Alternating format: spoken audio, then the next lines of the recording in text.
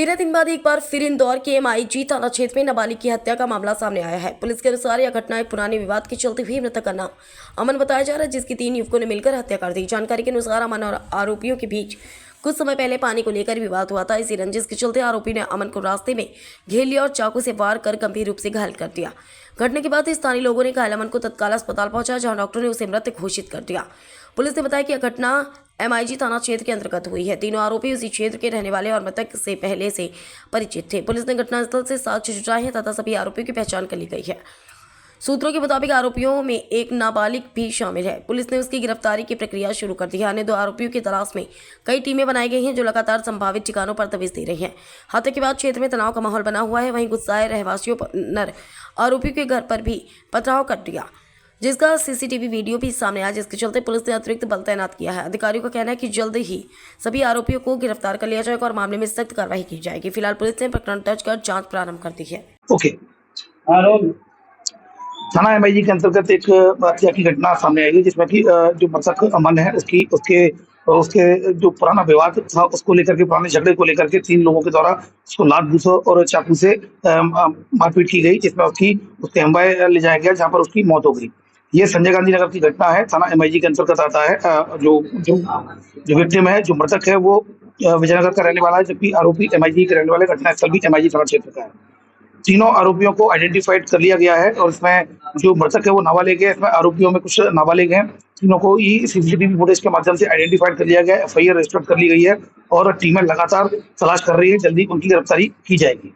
के बाद इन्होंने कुछ जो इसके जो मित्र थे, जो मृतक के, कुछ लोगों ने तोड़फोड़ की है, जिसमें कि गाड़ी को भी पत्थर लगाए, तो इस पर भी प्रत्यक्ष से FIR की जाए।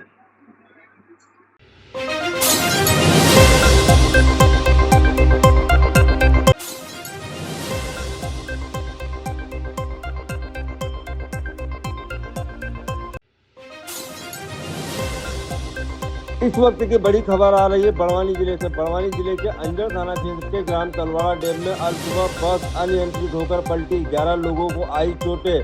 अंजड़ थाना क्षेत्र के ग्राम तलवाड़ा डैम में भोपाल से अलीराजपुर जा रही बस क्रमांक MP 69T0982 रविवार सुबह 5 बजे के दरमियान अनियंत्रित होकर पलट गई। इस हादसे में 11 लोगों को गंभीर चोटें आई हैं। बताया जा रहा है कि बस के आगे कोई मवेशी आने के कारण उसे बस ड्राइवर बचाने के चक्कर में बस नियंत्रण से बाहर हो गई। इधर सूचना मिलते ही मौके पर 2 एम्बुलेंस और ग्रामीणों की मदद से सभी घायलों को तलवाड़ा डैम के प्राथमिक स्वास्थ्य केंद्र लाया गया, जहां से सभी घायलों को अंजड़ और बड़वानी जिला रेफर किया गया।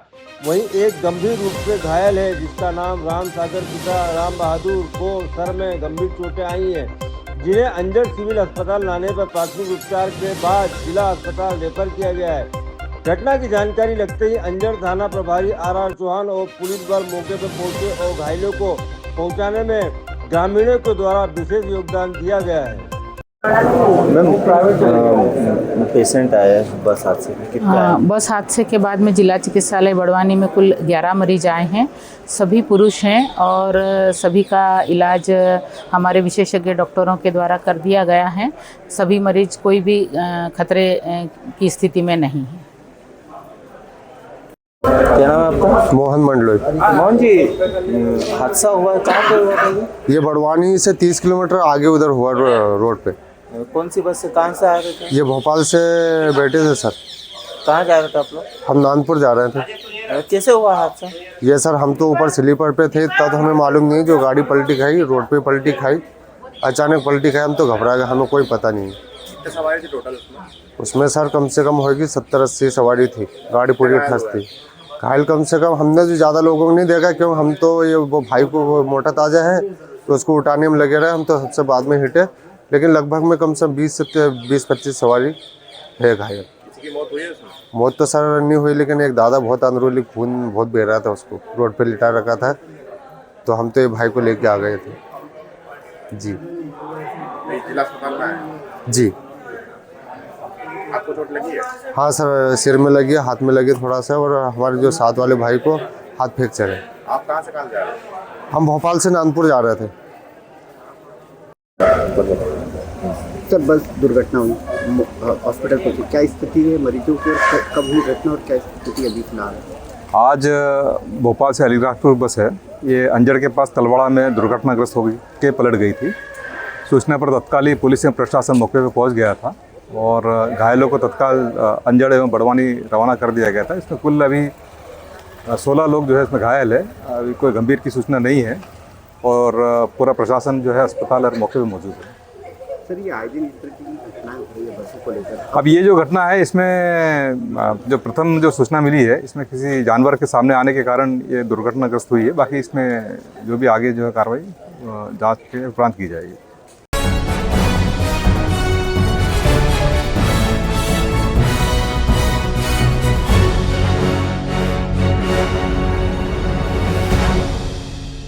नगर निगम की रिमूवल कार्यवाही जारी।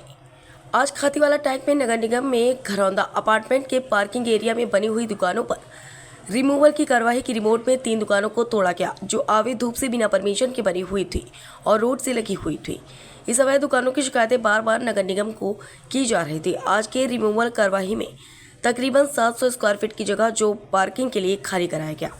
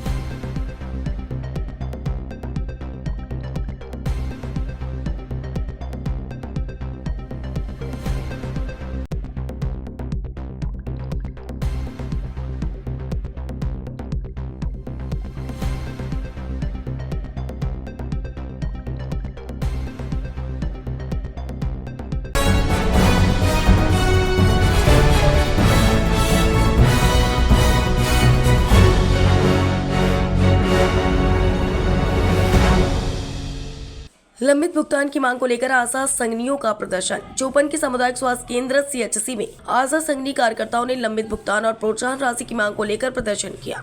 आल आशा एवं आशा संघनी कार्यकर्ती सेवा समिति के बैनर तले इन कार्यकर्ताओं ने अपनी मांगों को दोहराया। कार्यकर्ताओं की प्रमुख मांगों में वित्तीय वर्ष 2024-25 के बकाया मानदेय का भुगतान, अन्य लंबित भुगतानों को जारी करना और ऑनलाइन भुगतान में पारदर्शिता शामिल है। इसके अतिरिक्त उन्होंने दस्तक संचारी रोग अभियान के लिए 2000 रुपए की प्रोत्साहन राशि की भी मांग की। आशा संघनी कार्यकर्ताओं ने बताया कि अप्रैल 2024 से मार्च 2025 तक का उनका बकाया मानदेय भुगतान अभी तक पूरी तरह से जारी नहीं किया गया है। विशेष रूप से जुलाई, अगस्त और सितंबर 2025 महीनों का मानदेय लंबित है, जिससे कार्यकर्ताओं में नाराजगी है। इसके अलावा ABHA card, Ayushman Bharat card बनाने और C&बैक फॉर्म भरने जैसे महत्वपूर्ण अतिरिक्त कार्यों का भुगतान भी लंबे समय से लंबित है। कार्यकर्ताओं ने यह भी बताया कि प्रत्येक जिले पर उपलब्ध होने वाले 78 मदों के वाउचर भी आशा कार्यकर्ताओं को अभी तक नहीं दिए गए हैं। उन्हें दिए गए मोबाइल फोन भी ठीक से काम नहीं कर रहे हैं। कार्यकर्ताओं ने चेतावनी दी है कि यदि उनकी मांगे पूरी नहीं की गई तो वे अपना कार्य बहिष्कार जारी रखेंगी। ब्लॉक कोषाध्यक्ष मीरा देवी ने बताया कि उन पर काम का बहुत दबाव है और एक काम पूरा होने से पहले ही दूसरा तैयार हो जाता है। मुन्नी माथुर ने कहा कि उन्हें एक मुफ्त मानदेय दिया जाए और राज्य कर्मचारी का दर्जा मिले। इस संबंध में उन्होंने जिलाधिकारी, मुख्य चिकित्सा अधिकारी और अधीक्षक को ज्ञापन सौंपे हैं, लेकिन उनकी कोई सुनवाई नहीं हो रही है। उन्होंने बताया कि अधीक्षक सहयोग के लिए तैयार हैं, लेकिन उच्च अधिकारी उनकी बात नहीं सुन रहे हैं। क्या नाम है आपका? कुसुम लता और मैं चौपन ब्लॉक की संघनी हूँ। बात ये है कि हम लोग जब सरकार को ये पता चला है कि शिशु मृत्यु, मातृ मृत्यु दर कम हुआ है, तो इन बहनों की वजह से ही कम हुआ है। स्वास्थ्य में अन्य भी बीमारियां हैं, सब पे कार्य ये बहनें कर रही हैं, 24 घंटा का कार्य करती हैं। जब डिलीवरी होता है, जब डिलीवरी होता है तो उसका 600 रुपये लोग का भुगतान होता है, लेकिन अगर डिलीवरी प्राइवेट में कहीं चला जा रहा है तो उसका भुगतान 300 रुपये का भी नहीं होता है। अगर इस समय एक मजदूर 600 रुपये ला रहा है प्रतिदिन तो उसका घर अच्छे से नहीं चल रहा है, तो हमारे यहाँ 100 रुपये में या संगनी का 300 रुपये में कैसे मजदूरी से घर चल सकता है? 300 रुपया महीना, 300 रुपये हमारा एक दिन का बनता है, वो भी 24 दिन में। ठीक सर, उसके बाद हम फील्ड में जा रहे हैं तो अब तो वो न भौगोलिक दृष्टि से न शारीरिक दृष्टि से पैदल चलने का है, तो हम किसी के सहारा से जाएंगे तो 100 रुपये का तो तेल भरवाएंगे ही 10 किलोमीटर में। जब इतना काम हम अपने ऊपर लेकर चलेंगे तो क्या हम 300 रुपये में गुजारा कर सकते हैं? सरकार इन लोगों को सिर्फ मातृ मृत्यु शिशु मृत्यु से ही नहीं चला रहा है, उसमें कुपोषित है आपका और क्या नाम से कुष्ठ रोग का है, टीबी का है, हर एक कार्य को ले रहा है। जैसे ये बताइए, जैसे आपने बताया कि कोई भी बच्चा पैदा होता है तो 600 रुपया किसको मिलता है? उस समय मिलता है जब आशा लेकर 24 घंटा यहाँ रहेगी, जांच कराएगी, और यहाँ आप सेंटर पे हो या हमारे यहाँ CSC पे हो, प्राइवेट में जाएगा तो वो भी कट जाएगा। तो 600 रुपया मिलेगा, अगर महीने में 2 हुआ तो सिर्फ 1200 रुपये, और डायरी का इनका 2000 रुपये बनता है बस। अगर कहीं कोई कमी आई तो उसमें भी कट जाएगा, तो उतने पैसे में किसका गुजारा होगा? टोटल लेकर 3000 6000, बहुत अच्छा काम की तो 7000, तो इसमें किसका घर चलेगा, किसके बच्चे पढ़ेंगे, और क्या ये अपने घर में व्यवस्था दे सकेंगे? 9 महीने बाद 600 रुपये मिलता है। अगर प्राइवेट में डिलीवरी गई तो आपका जांच करवाती है समय से, जब बच्चा पूरा हो जाएगा अगर जांच का पैसा 300 रुपये कट जाएगा या केंद्र पे होता है तभी मिलता है। अब इन सब समस्याओं को सरकार को समझना चाहिए कि जब हमारे यहाँ हर स्वास्थ्य में इतनी अच्छा काम ये आशा की है और हम सपोर्टिंग सुपरविजन से इनको आगे बढ़ाने का मदद करते हैं, तो कम से कम सरकार इतना तो सोचे कि इनका घर कैसे चलता है, पढ़ाई लिखाई बच्चों का कैसे करता है, कम से कम उसके लिए तो सहारा बनकर सरकार खड़ी हो। या क्या नाम से कि हम लोगों को रेगुलर कर नहीं रही है, कुछ हम लोगों के लिए सबका EPF DPF क्या क्या करता है, हम लोगों के लिए कुछ भी करता नहीं है। हम अगर बुढ़ापे में जाएंगे तो घर पे बच्चे हमारे खाना हमको देंगे, कम से कम इतना तो सरकार को सोचना चाहिए। तो आज तो हम अपने पैर से चल के ड्यूटी कर रहे हैं, 60 साल के हो जाएंगे, घर पे बैठा देंगे तो हम बीमारी के लिए भी मर जाएंगे। और रहा ये आपका आयुष्मान कार्ड, तो हमारा तो बना है अभी नहीं, लेकिन परिवार में किसी और सदस्य का वो भी नहीं दे रही है सरकार, तो हम लोग कहाँ से अपनी बीमारी का इलाज कराएंगे, परिवार का कराएंगे। क्या नाम है आपका? मीरा देवी। मीरा देवी, किस पद पर हैं आप? मैं कोषाध्यक्ष हूँ। ब्लॉक कोषाध्यक्ष? ब्लॉक कोषाध्यक्ष। तो जैसे कि यहाँ पर बहुत सी महिलाएं आज आई हैं चौपन हॉस्पिटल पर, जो है गेट पर धरना दे रही हैं, क्या मामला है इसमें? हम लोग का मामला यही है सर कि हम लोग को टुकड़े टुकड़े में न दिया जाए, हम लोग का एक मुफ्त पैसा दिया जाए, मानदेय दिया जाए। हम लोग को कार्य इतना दिया जा रहा है कि हम लोग कार्य नहीं कर पाते हैं तो भी हम लोग को परेशानी होती है। एक कार्य नहीं कर पाते हैं दूसरा तैयार हो जाता है। हम लोग क्या क्या करें? मोबाइल दिया गया है, वो मोबाइल भी हैंग करता है, मोबाइल से भी नहीं काम कर पाते हैं। कितने मोबाइल कहते हैं पढ़ी लिखी जितना है अपने घर से काम करो, तो जब घर के आदमी रहेंगे खाली तभी तो काम करेंगे सर। तो एक आदमी के चलते 4-4 लोग घर में लग जाते हैं, कैसे काम कार्य हम लोग करेंगे? इस समय आप लोग को कितना मानदेय मिलता है? कोई मानदेय नहीं है, कोई मानदेय नहीं है, कोई मानदेय नहीं है। वो भी मानदेय के नाम पे 2000 रुपये दी जाती है, जिसमें कि कोई आज एक मजदूर भी अपने बच्चे को बढ़िया पढ़ा लिखा सकता है, पर हम लोग नहीं। ये देखिए एक नाम मुन्नी माथुर। आज इतने लोगों के साथ आप जो है हॉस्पिटल गेट पर जो है धरना देने के लिए लोग बोल रहे हैं, क्या मामला है इसमें? हम लोगों की मानदेय की मामला है, जो हम लोग चाहते हैं कि हम लोग को मानदेय कर दिया जाए और हम लोगों को राजकीय कर्मचारी की दर्जा दे दिया जाए। तो इस मामले को लेकर आप लोगों ने DM साहब को ज्ञापन दिया है? हाँ, DM साहब को भी दिया है, CMO सर को भी दिया है, अधीक्षक को भी दिया। अब तक हम लोगों की कोई सुनवाई नहीं हुई। तो जैसे कि अगर सुनवाई नहीं होती है तो आप लोगों ने इसमें और कोई चेतावनी दिया है कि हम लोग क्या करेंगे? हाँ, धरने के लिए हम लोगों ने चेतावनी दे रखा है पहले से ही। तो कितने दिन का समय दिए इन लोगों को? इन लोगों को समय हम लोग अभी तो 1 दिवसीय का वो किए हैं, आगे भी हम लोग वो करेंगे और आगे भी ज्ञापन सौंपेंगे। अगर आप लोग की मांग नहीं होती तो नहीं पूरी होगी तो आगे भी हम लोग लड़ाई करेंगे, आगे भी जाएंगे। अधीक्षक साहब क्या बोले? अधीक्षक सर तो हमारे तैयार हैं, जब ऊपर से कोई अधिकारी सुनेगा तभी तो कुछ होगा। CMO साहब का कोई आदेश नहीं है? कोई आदेश नहीं है। नाम है आपका? पूजा सिंह, संगिनी, चौपन।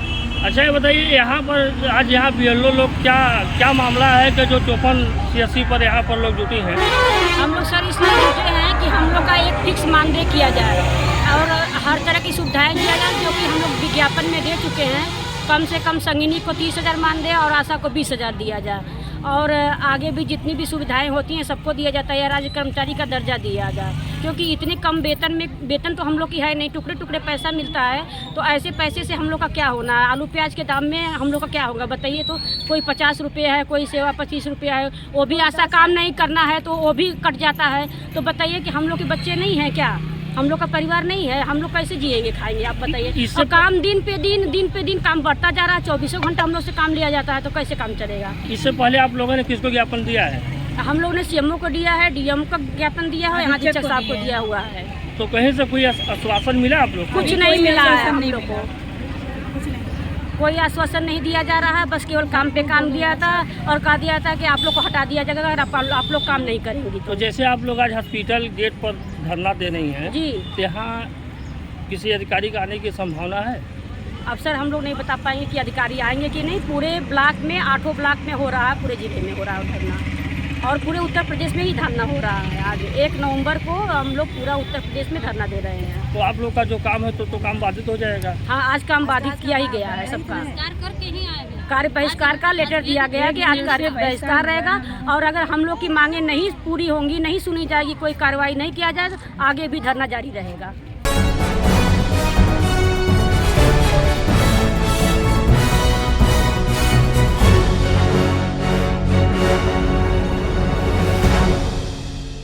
दरगाह में खाटू श्याम प्राण प्रतिष्ठा महोत्सव गोकुल शर्मा की भजन संध्या में रात 1 बजे तक झूमे हजारों श्रद्धालु। विधानसभा महेश्वर के ग्राम दरगाह में आयोजित 5 दिवसीय श्री खाटू श्याम जी प्राण प्रतिष्ठा महोत्सव के दौरान शनिवार रात को प्रसिद्ध भजन गायक गोकुल शर्मा की भजन संध्या में हजारों श्याम प्रेमी रात 1 बजे तक झूमते रहे। इस दौरान पूरा मंदिर परिसर हारे के सहारे के जयकारों से गूंज उठा। यह आयोजन खरगोन जिले के दरगाह स्थित श्री श्याम सवलिया धाम में हुआ। महोत्सव के उपलक्ष्य में आयोजित इस रात्रिकालीन भजन संध्या में राजस्थान के सुप्रसिद्ध भजन गायक गोकुल शर्मा की मधुर प्रस्तुति ने पूरे मंदिर परिसर को श्याम भक्ति के रंग में रंग दिया। गोकुल शर्मा ने अपनी ओजस्वी और मधुर आवाज में जैसे ही भजनों की शुरुआत की, पंडाल में मौजूद हर व्यक्ति भक्ति में लीन होकर झूम उठा। जब उन्होंने हारे के सहारे खाटू श्याम हमारे और खाटू नरेश की जय जैसे भजन गाए तो समूचा मंडप जय घोषों से गूंज उठा। विशेष रूप से सेठा में सेठ संवरिया सेठ गाड़िया गाड़िया होटला पे नाम लिखियो संवरिया को और सांवरी तू है थानेदार मुझको कर ले गिरफ्तार जैसे लोकप्रिय भजनों पर भक्तों ने खूब थिरके। दरगाह की पावन भूमि पर आयोजित इस विराट महोत्सव ने क्षेत्र में आस्था का एक नया अध्याय लिखा है। हजारों श्रद्धालु के जय घोष और भजनों पर थिरकते कदम इस बात की गवाही दे रहे थे कि दरगाह अब सचमुच श्याम धाम के रूप में स्थापित हो चुका है।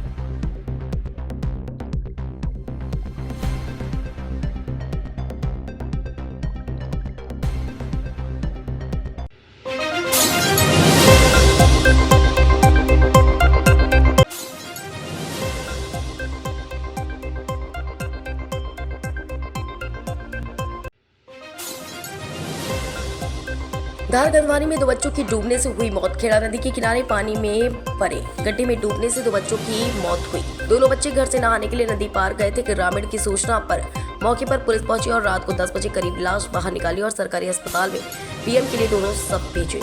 बताया जा रहा है कि बच्चे कल दोपहर करीब 3 बजे से लापता थे। दोनों बच्चे 12 वर्षीय दानिश पिता फिरोज और 11 वर्षीय हुसैन पिता इदरीस की डूबने से हुई मौत। अपने दोस्तों के साथ खेड़ी नदी पर नहाने गए थे बच्चे, तभी नदी से लगे कुएं में डूबने से हुई मौत।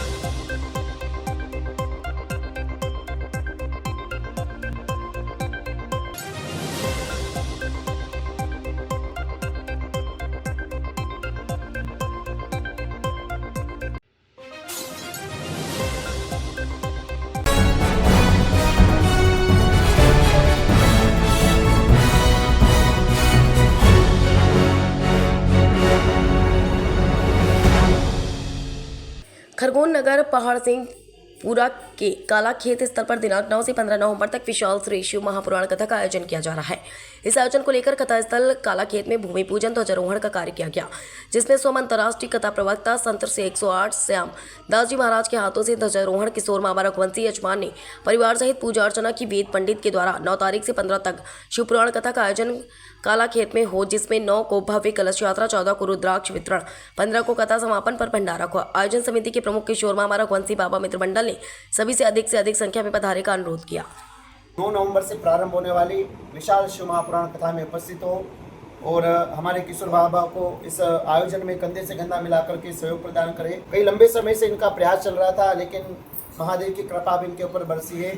आज हम लोगों ने भूमि पूजन करा है, ध्वजारोहण करा है, ताकि आगे चल कर के वहाँ पर जो भी उस भूमि पर जो कार्य होना है वो अतिशीघ्र पूर्ण हो और 9 तारीख से महादेव की दिव्य कथा उस भूमि के ऊपर प्रारंभ हो और 15 तारीख को हमारे किशोर बाबा का जन्मदिन भी है। उस दिन कथा का विश्राम दिवस भी है और इनके द्वारा वहाँ पर विशाल भंडारे का भी आयोजन किया जा रहा है। आप अपनी माता जी की स्मृति में इस दिव्य आयोजन को रख रहे हैं। मैं अपनी ओर से बहुत बहुत शुभेच्छा।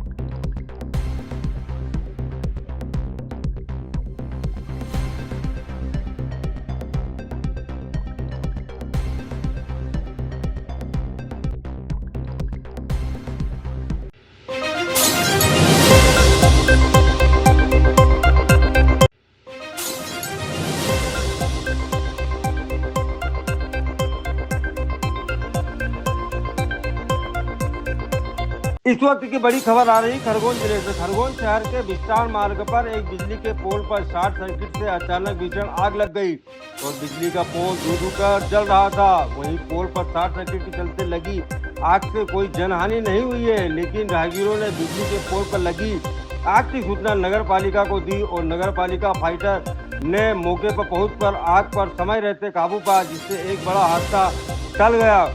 ये घटना खरगोन कोतवाली थाना क्षेत्र की घटना है।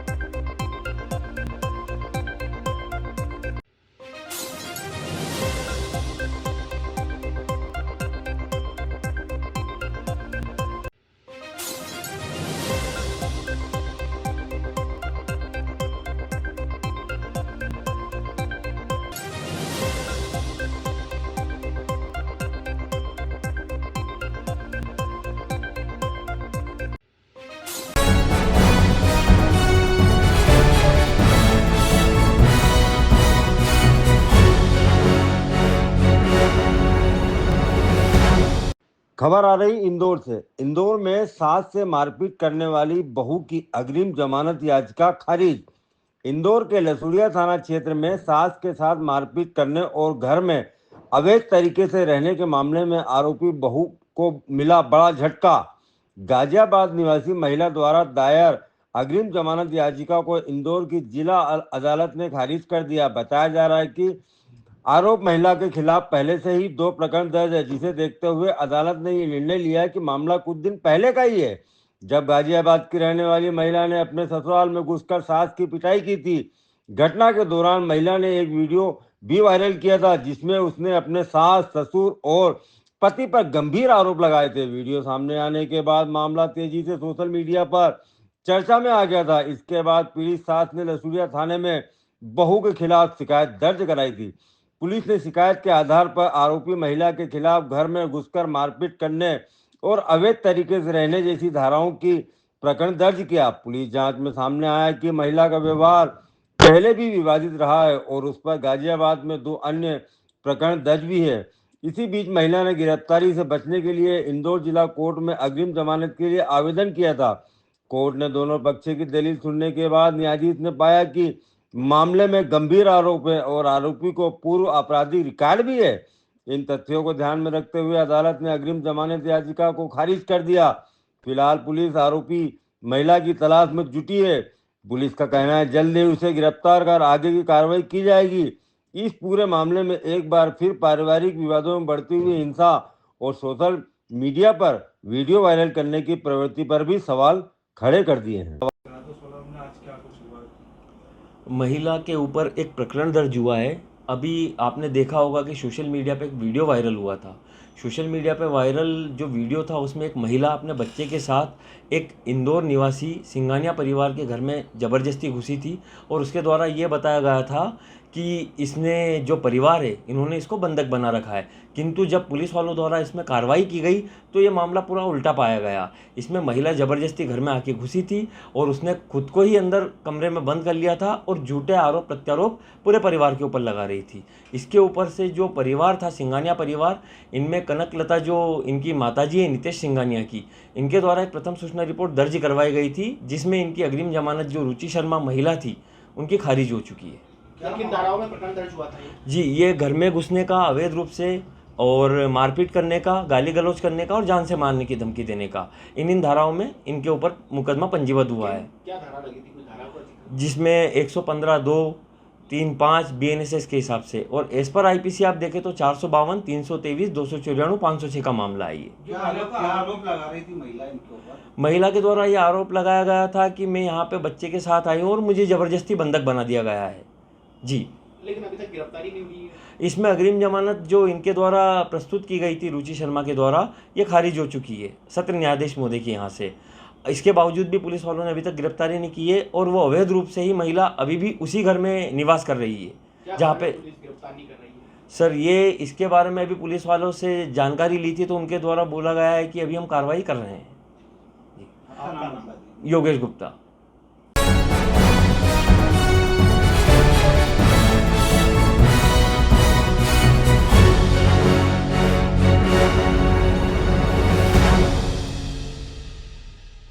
नगर में देवउठनी एकादशी पर नगर में खासा उत्साह देखा गया। इस शुभ अवसर पर अनेकों परिवारों के साथ राजू महिमा के निवास पर माता तुलसी एवं शालिग्राम भगवान का विवाह बड़ी विधि विधान के साथ संपन्न कराया गया।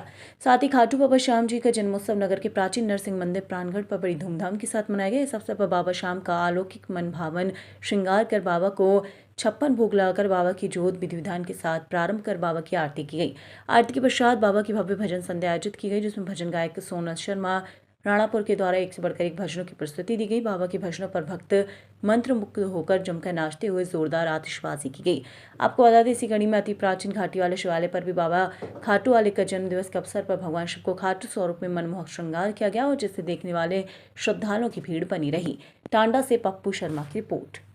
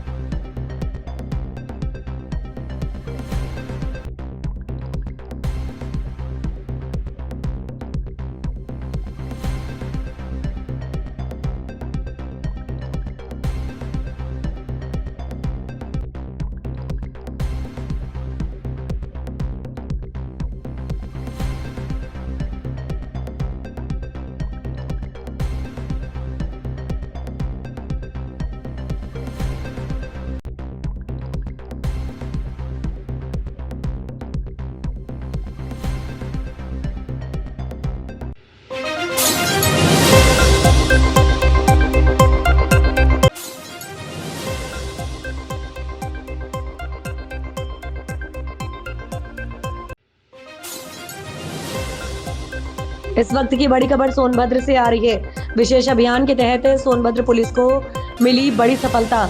CIR पोर्टल का उपयोग कर तकनीकी ट्रेसिंग के जरिए 101 एंड्रॉइड मोबाइल फोन बरामद किया गया। बरामद किए गए मोबाइलों की अनुमानित कीमत 11 लाख रुपए की करीब। बरामद किए गए सभी मोबाइल फोन कानूनी प्रक्रिया के बाद वास्तविक स्वामियों को किया गया सुपुर्द। मोबाइल फोन वापस मिलने पर नागरिकों ने संतोष किया व्यक्त। पुलिस की प्रशंसा की। पुलिस अधीक्षक अभिषेक वर्मा ने इस सराहनीय कार्य के लिए संबंधित पुलिस टीमों की प्रशंसा की और उन्हें प्रोत्साहित किया।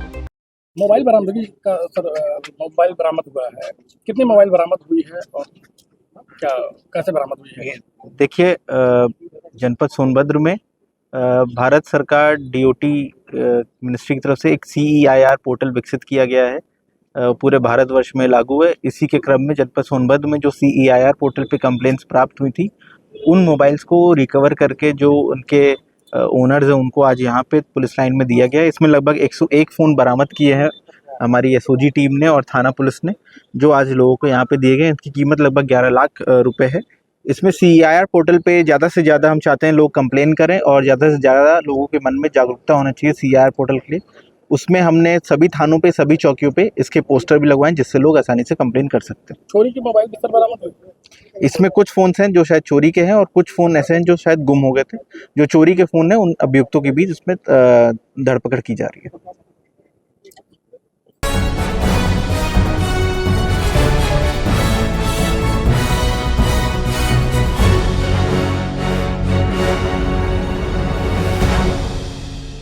बड़वानी जिले के अंजड़ थाना अंतर्गत ग्राम तलवाड़ा बुजुर्ग रविवार को सुबह 10 बजे उस समय हड़कंप मच गया जब एक विशाल अजगर सांप अचानक गांव के किसान मोहन चौधरी के कुएं में गिरा हुआ देखा गया।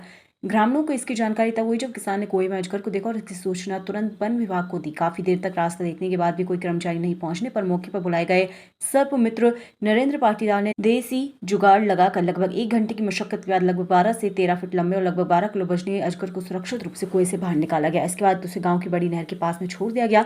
अजगर के रेस्क्यू की घटना पूरे गाँव में चर्चा का विषय बन गई। बड़ी संख्या में ग्रामीण इस दृश्य को देखने के मौके पर जुट गए। ग्रामीणों ने सर्प मित्र के साहस और सतर्कता की काफी सराहना की। आपका परिचय? सर्प मित्र नरेंद्र पाटीदार, अंजड़। ये आज आपने एक कुएं से एक अजगर का रेस्क्यू कर रही है, कहाँ की घटना है? ये सिरवी तलवाड़ा की है। मोहन भाई चौधरी के खेत में कुएं में था। कुआं करीब कितना गहरा था? वह करीबन था 50 फीट गहरा था। और अजगर की लंबाई अनुमानित कितनी होगी और वजन कितना होगा? वजन होगा इसका करीबन 17 से 18 किलो और उसकी लंबाई हो सकती है 12 से 13 किलो। उसको रेस्क्यू करने के बाद कहाँ पर छोड़ा आपने? उसको रेस्क्यू करने के बाद में इसको बड़ी नहर में छोड़ा है।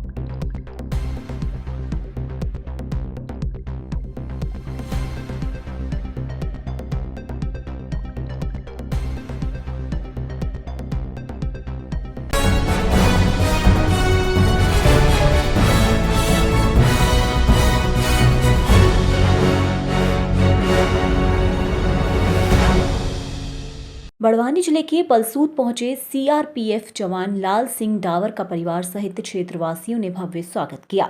वे 22 वर्ष बाद मातृभूमि की सेवा कर सेवानिवृत्त होकर पलसूद लौटे, जहां उनका नायक की तरह स्वागत हुआ। आज रविवार सुबह 10 बजे मिली जानकारी के मुताबिक देशभक्ति के जयकार लगाते हुए परिवारजन एवं क्षेत्रवासियों ने ढोल ताशे देशभक्ति गीतों के साथ गर्मजोशी से स्वागत सत्कार किया। नगर के मुख्य मार्ग से होते रैली नगर परिषद कार्यालय पहुंची। वहीं नगर में जगह जगह पुष्प वर्षा की गई। अपने परिवार एवं मित्रजनों से मिलकर वीर जवान लाल सिंह डावर भावुक होकर मिले। नगर परिषद अध्यक्ष मसरा रवि अलावे सहित जनप्रतिनिधियों नगरवासियों ने जवान का भव्य स्वागत किया। CMO यशवंत सोलंकी ने बताया, वीर जवान लाल सिंह डावर ने हमारे जिले व नगर का नाम पूरे देश में रोशन किया है। दरअसल उमेड़ादा के निवासी लाल सिंह डावर ने बताया कि केंद्रीय रिजर्व पुलिस बल में सैनिक के पद पर चयन हुआ था। 22 साल के कार्यकाल में उन्होंने जम्मू कश्मीर, छत्तीसगढ़, झारखंड, मणिपुर में अपने देश की सेवा की। उन्होंने 2 बार उग्रवादियों से लड़ाई लड़ी, 4 उग्रवादियों को मारा, जिसके लिए राष्ट्रपति पुलिस मेडल से सम्मानित किया गया। नगर परिषद के सभा हॉल में सैनिक एवं उनके परिवार का स्वागत भी हुआ। इस दौरान नगरपालिका अध्यक्ष मसरा रवि अलावे, CMO यशवंत सोलंकी, ब्रजमोहन सैनी, अमजरी सहित क्षेत्रवासी उपस्थित थे। मेरा लाल सिंह डावर, निवासी उमेदरा, बड़वानी, मध्य प्रदेश से रहने वाला हूँ। मैं आज कल की डेट में 31/10/2025 को मैं CRPF केंद्रीय रिजर्व पुलिस बल में मेरे 22 साल 7 महीना सेवा देने के बाद रिटायरमेंट हुआ हूँ, सेवानिवृत्त हुआ हूँ। इसलिए मैं आज अपने घर कार्य मतलब अपने प्रदेश से लौटा हूँ। मुझे जहाँ इतना बढ़िया स्वागत देख के मैं बहुत खुश हुआ हूँ। मैं अपने 22 साल की सेवा के दौरान मैं जम्मू कश्मीर, छत्तीसगढ़, झारखंड, मध्य प्रदेश, मणिपुर इन राज्यों में सेवा दी। मैंने अपने ड्यूटी काल के दौरान 2 बार उग्रवादियों से लड़ाई भी की। मैंने 4 उग्रवादियों को मारने में सक्षम रहा, जिसके लिए मुझे राष्ट्रपति पुलिस पदक, पुलिस मेडल से सम्मानित हुआ। मैं भारत सरकार का बहुत आभारी हूं और आप सभी का आभारी हूं जिन्होंने मुझे इतना बढ़िया स्वागत दिया मेरे घर वेलकम के लिए। तो आप सभी का बहुत बहुत धन्यवाद। बहुत आज परिवार से मिल रहे हो, कैसा लग रहा है आपको? मुझे बहुत खुशी हो रही है। मुझे ऐसा लग रहा, मैं जब भी छुट्टी से लौटता था तो वापस लौटने का मन नहीं करता, लेकिन मैं आज पूरी तरह से अपने घर लौट आया हूँ। मुझे ऐसे लग रहा है जैसे मैं अपने पुनर्जन्म में वापस लौटा हूँ इस तरह से। तो मैं हमेशा बॉर्डरों पे रहा हूँ, बर्फीली एरियो में रहा हूँ, बहुत तकलीफों में रहे। फोर्स का नाते होने के नाते मैंने देश की सेवा करी है। मुझे सौभाग्य, मुझे ऊपर वाले से उसका भी उन्होंने मुझे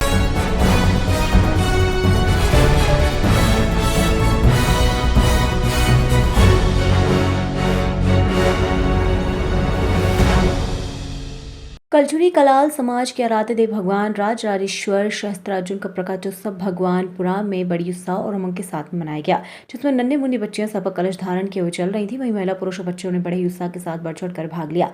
ये कार्यक्रम राजीव गांधी सभागार में कलचुरी कलाल समाज के समाज बंधु एकत्रित होकर साथ ही बड़ी उत्साह के साथ में राजराजेश्वर भगवान सहस्त्रार्जुन के छायाचित्र पर पुष्पमाला अर्पित करते हुए बड़ी श्रद्धापूर्वक समाज की महिला पुरुष द्वारा पूजा अर्चना की गई। इसके पश्चात महाआरती का भव्य शोभा यात्रा निकाली गई, जो नगर के अनेक मार्गों से होते हुए राम मंदिर प्रांगण पहुंची, जहां पर महिलाओं द्वारा गरबा नृत्य करते हुए शोभा यात्रा पुनः राजीव गांधी सभागृह पहुंची, जहां पर शोभा यात्रा का समापन कर सॉफ्ट आवर वितरित किया गया। तिलोक मालवी द्वारा सभी समाज बंधुओं का आभार व्यक्त किया गया। यात्रा को लेकर क्या कहना चाहोगे? आज भगवान सहस्त्रार्जुन का शोभा यात्रा, भव्य शोभा यात्रा निकाली है भगवानपुरा में, और बड़ी उत्साह और उमंग के साथ में सभी ने बढ़ चढ़ कर भाग लिया। आप तादाद भी काफ़ी अच्छी रही और बहुत अच्छा कार्यक्रम रहा। सुबह से ही पानी की बौछार के बीच में था, कहीं न कहीं लग रहा था कि शोभा यात्रा नहीं निकलेगी, पर ईश्वर की ऐसी कृपा रही कि शोभा यात्रा बहुत अच्छी निकली और सभी समाज बंधुओं ने बढ़ चढ़ कर भाग लिया और आरती के उपरांत बड़ा ही आनंदित रहा है। क्या नाम लिखते हो आप? तिलोक मालवी, भगवानपुरा। कलाल बंधुओं ने सहस्त्रबाहु जयंती के उपलक्ष्य में आज रविवार शोभा यात्रा निकाली गई, जिसमें सभी स्वजाति बंधुओं ने उपस्थित होकर अपनी उपस्थिति दर्ज करवाई एवं शोभा यात्रा की गरिमा को बढ़ाया। भगवान सहस्त्रबाहु जयंती पर सभी कलाल बंधु उपस्थित होकर महिला पुरुष सभी लोग शोभा यात्रा में क्रमबद्ध होकर पूरे गांव में भ्रमण किया एवं शोभा यात्रा निकाली गई। तत्पश्चात आरती कर स्वल्पाहार कर शोभा यात्रा को समाप्त किया गया। क्या नाम लिखते हो? नितिन मालविया।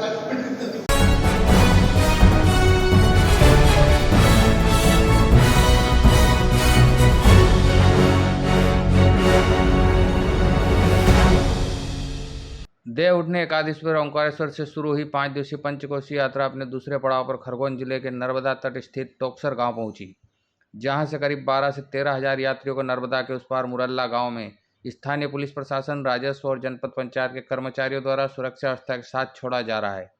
बड़वा एसडीओपी अर्चना रावत के निर्देशन में सनावत थाना प्रभारी रामेश्वर ठाकुर, बड़वा थाना प्रभारी बलराम सिंह राठौड़, बेड़िया थाना प्रभारी धर्मेंद्र यादव और उनकी टीम पूरी सुरक्षा के साथ हजारों यात्रियों को नर्मदा पार करवाकर अपनी जिम्मेदारी निभा रहे हैं। नर्मदा के दोनों तट पर पुलिस के साथ साथ नगर सुरक्षा समिति कोटवारों को भी सुरक्षा में लगाया गया है। इस दौरान 20 से अधिक नावों के जरिए हजारों की संख्या में नर्मदा पंचकोशी पैदल यात्रा में शामिल हुए।